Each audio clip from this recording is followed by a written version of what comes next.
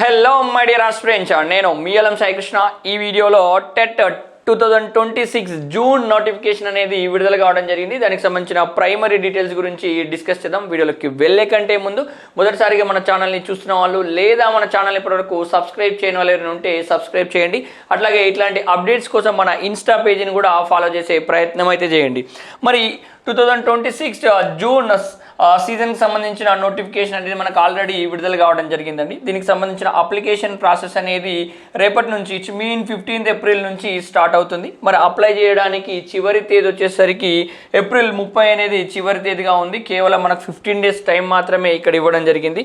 అదేవిధంగా hall tickets download అనేది June 9 నుంచి మనకు స్టార్ట్ అవుతుందండి.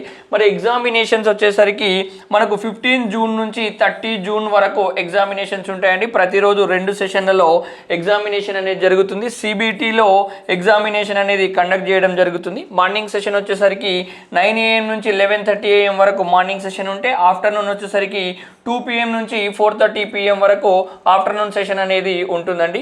అట్లాగే రిజల్ట్స్ వచ్చేసరికి జూలై 28 నుంచి జూలై 31 మధ్యలో రిజల్ట్స్ కూడా విడుదల కావడానికి అవకాశం అనేది ఉంది.